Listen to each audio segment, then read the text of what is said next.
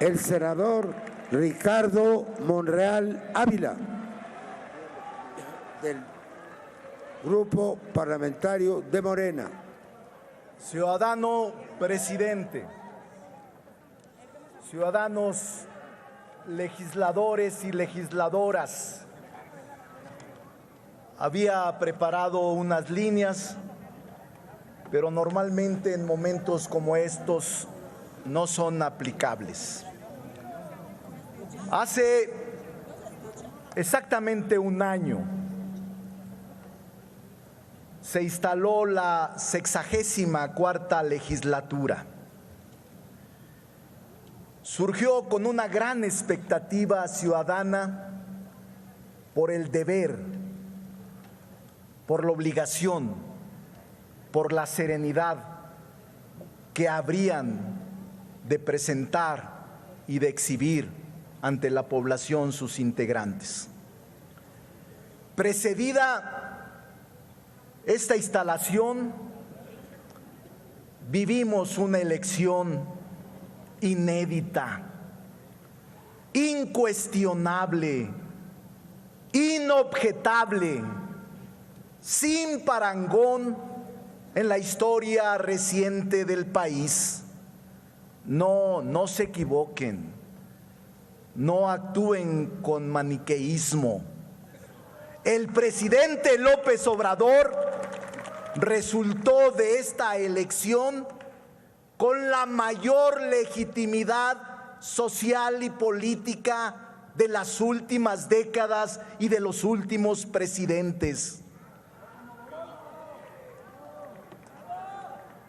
El movimiento que lo postuló planteó dos temas fundamentales que no se han logrado instalar y comprender por los adversarios: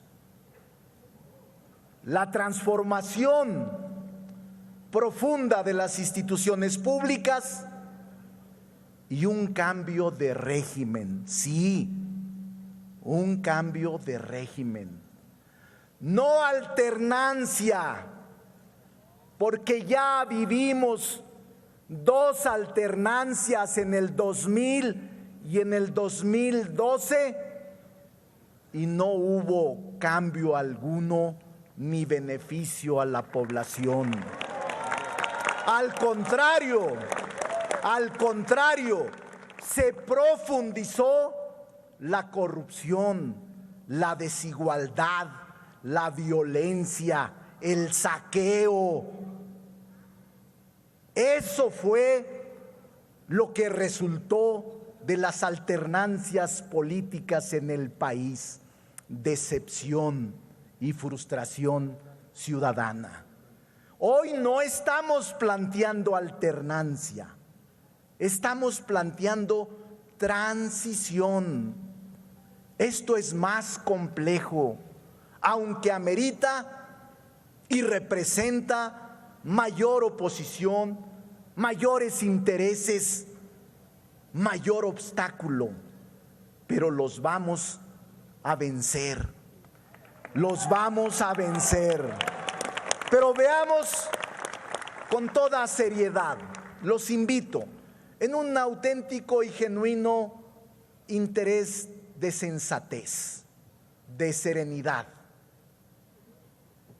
Recuerdo las cartas inglesas de Voltaire, este filósofo francés que inmortalizó una frase y que dijo: no estoy de acuerdo o estoy en desacuerdo con lo que dices, pero hasta la muerte defenderé tu derecho a decirlo. Y por eso hagamos un balance correcto, justo, de lo que está pasando. Andrés Manuel López Obrador, como titular del Ejecutivo Federal, recibió una herencia: el Estado que guarda la administración pública. ¿Cómo lo recibió?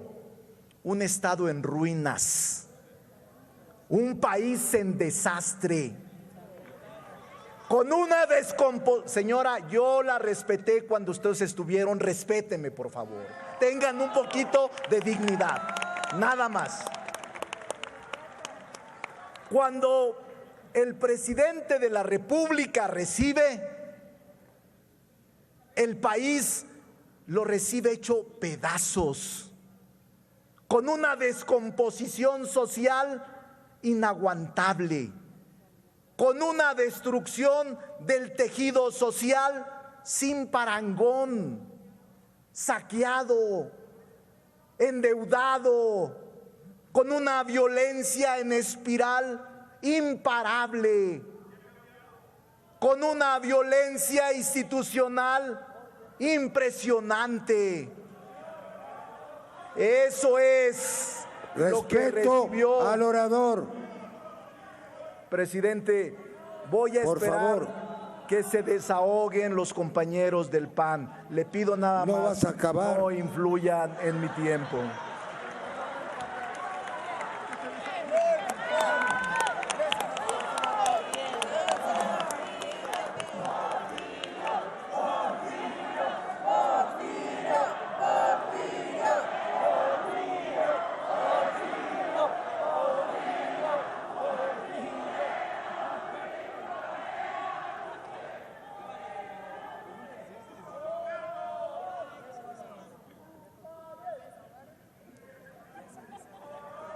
Por favor, continúe, orador.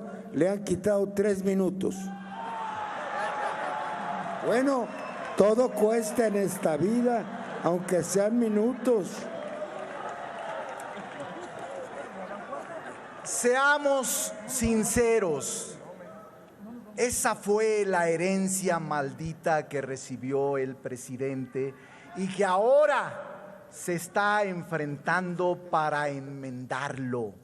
Como el caballero de la triste figura, enderezar entuertos y enmendar agravios, porque el país que recibió era un país en ruinas, en ruinas. Por eso veremos, solo plantearé algunas acciones que distinguen al Ejecutivo del resto de presidentes que hemos padecido. Uno de ellos. Por favor. La señora quiere hablar. De nuevo podemos permitir que desahogue y que me paguen el tiempo. Por favor, sigue el orador.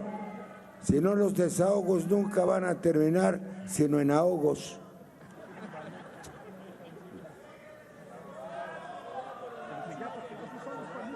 Por favor. Solo mencionaré, ciudadano presidente, acciones mínimas que hacen distinto al Ejecutivo Federal de otros que han traicionado al pueblo. La separación del poder económico y del poder político. Esa es la tesis central de la cuarta transformación de la vida pública del país.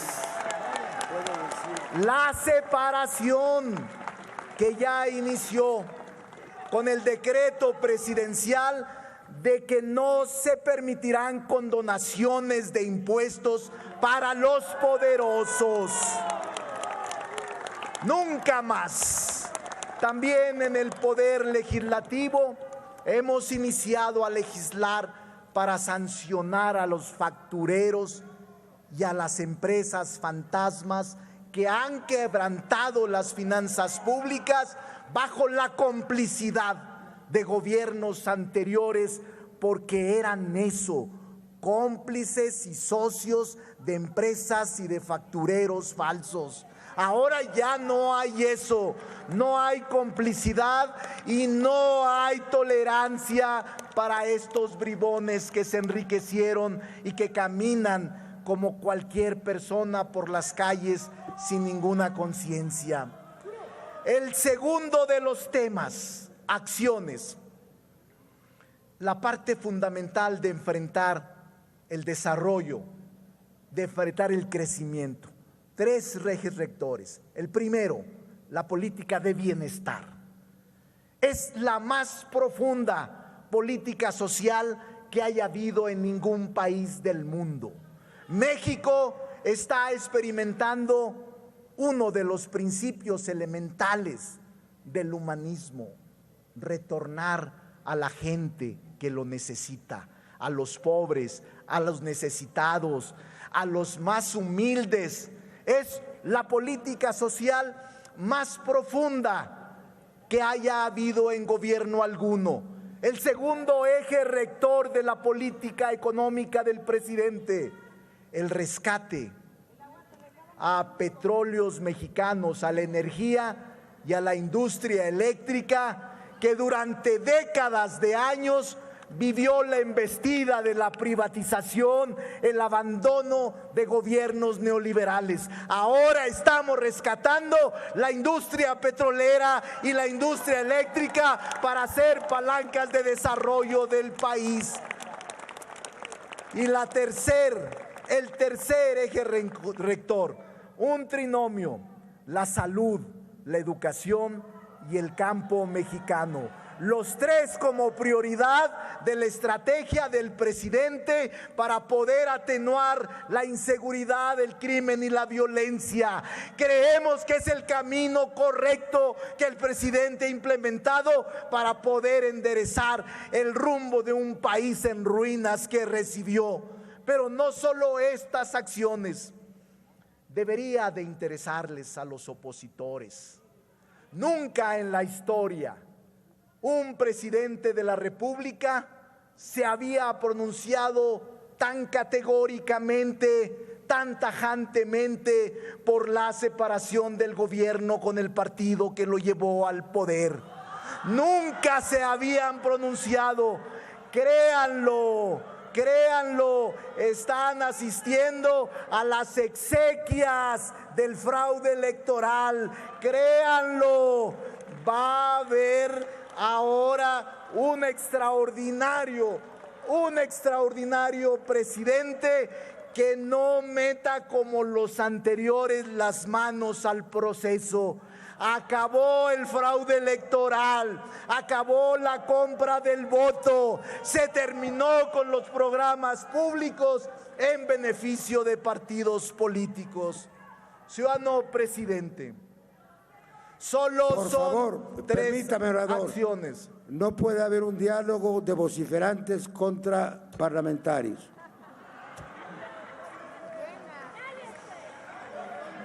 Continúe, orador. Solo he mencionado tres acciones, pero debo de decir, y por eso improvisé. Yo he sido parlamentario en muchas ocasiones. 3 veces senador, 3 veces diputado. Siempre, en la mayoría de las veces, fui opositor. Y cuando nos insultaban, nos excluían, nos pisoteaban, las mayorías nos decían como un martilleo en el oído: se aguantan, somos mayoría. Y la mayoría gana aquí y en parte del mundo. Quiero decirles, por favor, orden en la sala. Decirles, no, yo soy de los que piensa que no debemos aplicar eso a los adversarios. Soy de los que piensa que debemos respetar la ley. Soy de los que piensa que debe procurarse y buscarse entendimientos. Pero por eso improvisé, porque al ver sus discursos de odio, de furia y de ira, me pregunto cómo quieren reconciliarse con la mayoría en la Cámara. ¿Cómo no tener un poco de humildad y buscar una reconciliación con la mayoría de la Cámara? ¿Por qué profundizar las diferencias? ¿Por qué privilegiar el discurso del odio, de la descalificación, de la ira? No, no debe de ser así. Yo me pregunto, ¿dónde quedó aquel PAN que conocimos en los 80s? ¿Dónde quedó el PAN reflexivo, analítico, serio? No, ciudadano presidente, vea la clandestinidad de los gritos que no dejan que concluya al orador, pero lo respeto y la respeto, se pueden desahogar libremente. Pero les quiero decir una cosa, se equivocaron. Les quiero comentar que el presidente de la mesa directiva, antes de que muchos de ustedes nacieran, ya estaba en la calle luchando por la democracia. Muchas gracias. Ya estaba en la calle luchando por este sistema. Porfirio no merece los adjetivos que ustedes le han atribuido. Porfirio es historia. Porfirio ha contribuido de manera notable a lo que es la democracia en el país. Porfirio es un luchador social, no merece los adjetivos y los calificativos de lo más sucio y ruin que he escuchado contra un hombre de Estado. Porfirio Muñoz Ledo, aunque les duele, Porfirio es la historia y por eso creo que no se violó la ley. Fíjense lo que les digo, no se ha violado la ley. La hipótesis jurídica lo contemplaba al no reunir las 2/3 partes. Yo los invito, porque sé que hay sensatos en el PAN. Hay sensatos en el PAN. Los invito a encontrar caminos, reconciliación. No vale la pena el camino que han ustedes intentado conducir. No tiene retorno. Es mejor el diálogo. La confrontación solo es para los menores, solo es para los que no quieren al país. La confrontación es simple y sencillamente inadmisible. Yo les digo como hombre, como una persona que me parece conveniente decirles, no estoy de acuerdo con la ruptura constitucional. Prefiero la conducción institucional a la ruptura constitucional. No vayamos a la ruptura constitucional, vayamos a la conducción institucional. No va a resolverse con esta confrontación estéril. Al PAN le digo, hay forma de retomar el diálogo. No se dejen imponer por las alas duras y dogmáticas. No se dejen. Porque no lleva nada. Nosotros en el Senado actuaremos con responsabilidad. Está en tiempo de compensación. En el Senado gracias a ustedes. Hablaremos con madurez. Y quiero expresar que no estamos exentos a problemas internos, pero ahí los senadores de todos los grupos parlamentarios han actuado con madurez e inteligencia. No hemos evitado el discurso duro, el discurso álgido, pero todos nos respetamos y actuamos con institucionalidad. El PAN, el PRI, el PRD, Movimiento Ciudadano, todos sus coordinadores y senadores han actuado a la altura de las circunstancias sin renunciar a sus principios y sin renunciar a sus ideales. Por eso, señores y señoras, es hora del diálogo, no a la confrontación. Por último les digo, no se preocupen, les doy mi palabra. Son testigos de que tendrán al mejor presidente de la República de las últimas décadas del país.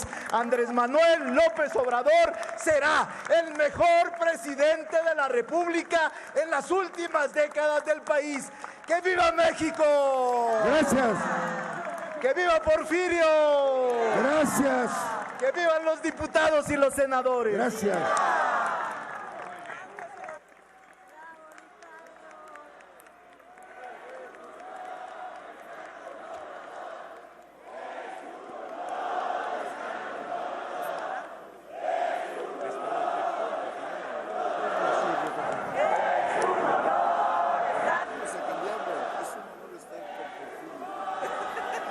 Es un delirio estar con Porfirio.